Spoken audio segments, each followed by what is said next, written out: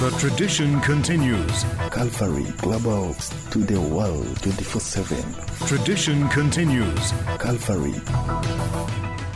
Israel has announced the immediate resumption of limited humanitarian aid into Gaza. Prime Minister Benjamin Netanyahu's office says the move was recommended by the Israeli army.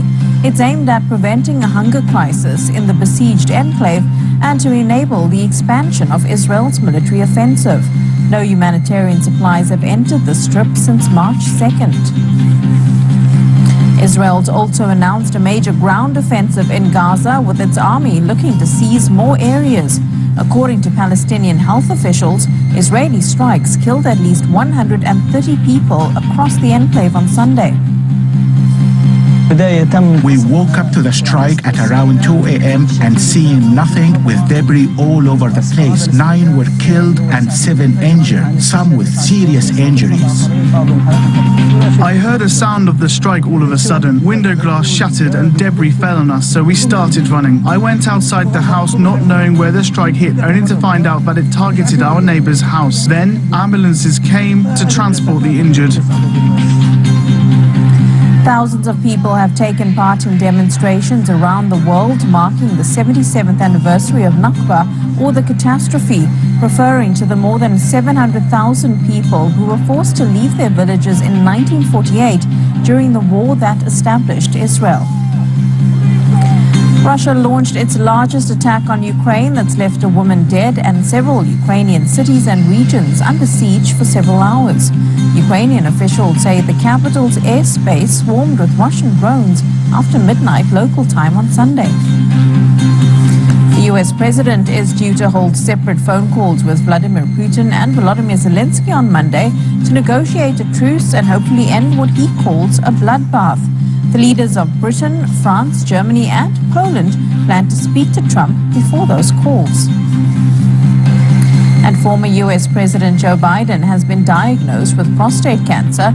He sought medical attention last week after experiencing symptoms which led to the discovery of a nodule on his prostate. The cancer has also spread to his bones. Calvary.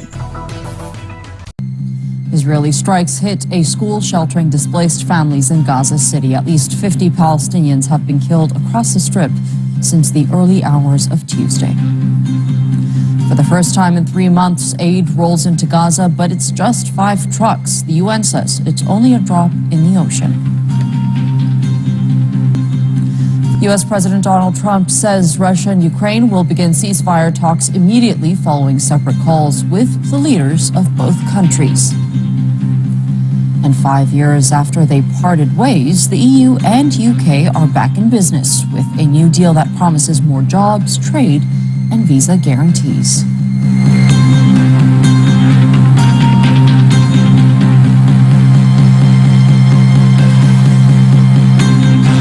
Calvary. The United Nations says the distribution of much-needed aid in Gaza has not yet begun. On Monday, Israel announced that it would allow unlimited basic food supplies after a more than 10-week-long blockade. UN's humanitarian chief says 14,000 babies could die within 48 hours if aid fails to reach communities in Gaza soon.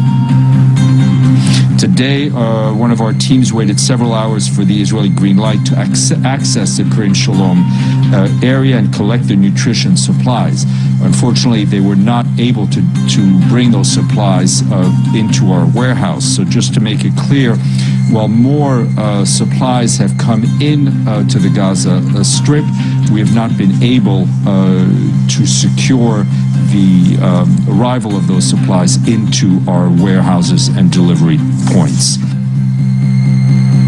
Israel's opposition leader Yair Golan claims that the country is on the path to becoming a pariah state. Golan fiercely criticized Prime Minister Benjamin Netanyahu's government over its ongoing Gaza offensive, saying a sane country does not kill babies for fun. He warned that continued extremism and moral collapse could lead to global isolation.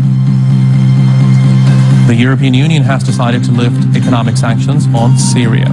The bloc's decision comes days after a similar announcement by President Donald Trump, who said he wanted to give Syria a chance at greatness.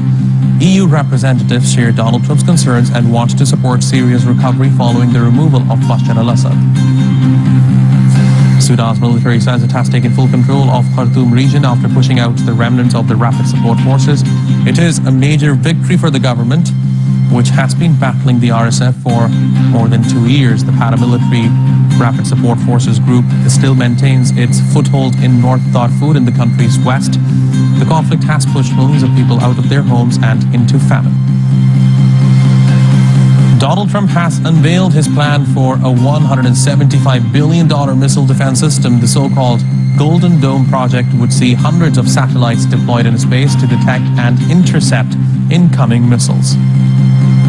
Calvary. Israeli attacks on Gaza have killed at least 78 Palestinians on Wednesday. This as the army issued evacuation orders in the Jabalia refugee camp and 13 other neighborhoods in northern part of the Gaza Strip, threatening those areas with heavy strikes. Meanwhile, Prime Minister Benjamin Netanyahu has once again vowed that all parts of Gaza will be under Israeli control by the end of the war. Israel says it allowed 91 trucks carrying humanitarian aid to cross into Gaza on Wednesday. The UN says it has begun distributing the truckloads of aid, marking the first distribution in the besieged Palestinian territory since early March. U.S. Secretary of State Marco Rubio has expressed guarded optimism that an end to the war may happen soon. We may have breakthrough achievements here pretty quickly, hopefully, on an end to this. And the release of all the hostages. Again, I have felt that way now at least 4 separate times in the last couple of months, and for one reason or another, at the last minute, it didn't happen. And so I don't want to be disappointed on it again, but I want you to know there are efforts ongoing to both provide more humanitarian assistance and bring about the end of this to this conflict. There has been outrage after Israeli forces opened fire to intimidate a delegation of diplomats visiting the occupied West Bank city of Jenin. Video of the incident shows Israeli soldiers firing towards the 35 members of the delegation as they approached the entrance of the Jenin refugee camp. It's been under siege since January. The Israeli army has apologized for the incident, saying the group had deviated from the agreed route.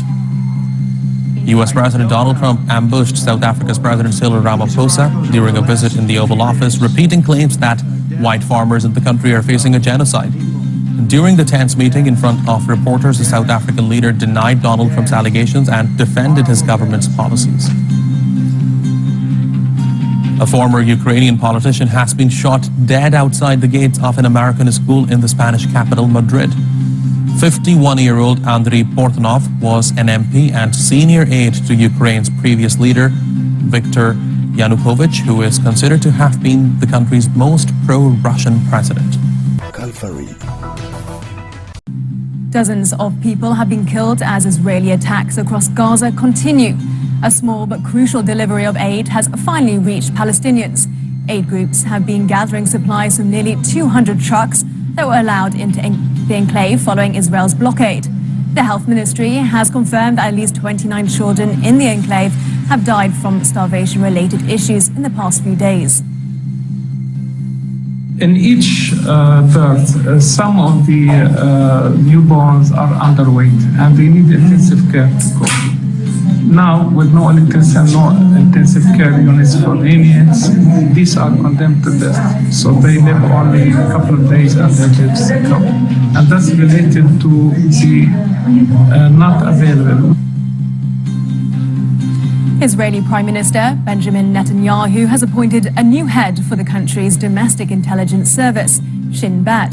Netanyahu's pick for Shin Bet chief is Major General David Zini, but the country's Attorney General has called the appointment flawed after a Supreme Court ruling on Wednesday that the dismissal of the current head, Ronen Bar, was illegal.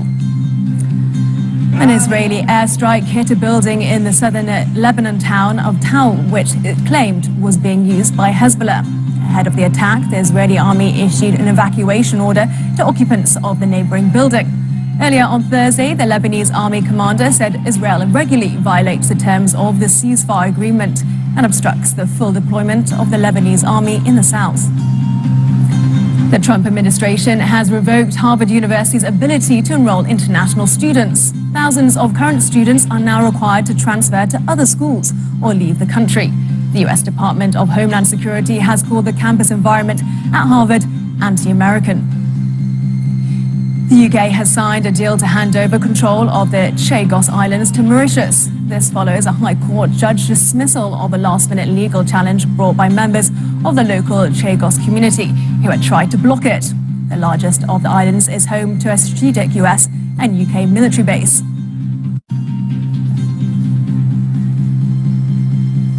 Calvary. At least 71 Palestinians have been killed in Israeli strikes in Gaza on Friday. That has pushed the number of those killed since May the 13th to 927. UN Chief Antonio Guterres says Gazans are enduring the cruelest phase of the war. Israel says a little over 300 aid trucks have reached Gaza since it eased the humanitarian blockade. The head of UNRWA describes the aid deliveries as a needle in a haystack. That is because it is still far short of what is required, as the UN warns up to 600 trucks are needed every day. All the aid authorized until now amounts to a teaspoon of aid when a flood of assistance is required. The needs are massive and the obstacles are staggering. Strict quotas are being imposed on the goods we distribute. Syria's foreign ministry has welcomed a decision by the U.S. to lift economic sanctions, marking a dramatic shift in policy. The Treasury Department issued a general license on Friday that authorizes transactions with the interim Syrian government led by President Ahmed al-Shara, as well as the central bank and the state-owned enterprises. A U.S. judge has blocked President Donald Trump from revoking Harvard's ability to enroll foreign students. On Thursday, Homeland Security Secretary Kristi Noem revoked Harvard University's ability to enroll foreign nationals.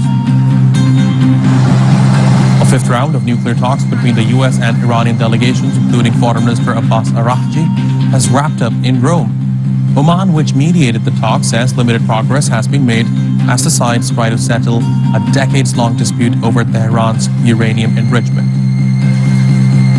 In South Africa, rescuers have pulled out all 260 miners who were trapped for more than 24 hours in an underground shaft. Authorities say the incident was caused by debris that is built into the mine shaft after the escape door opened at a loading point.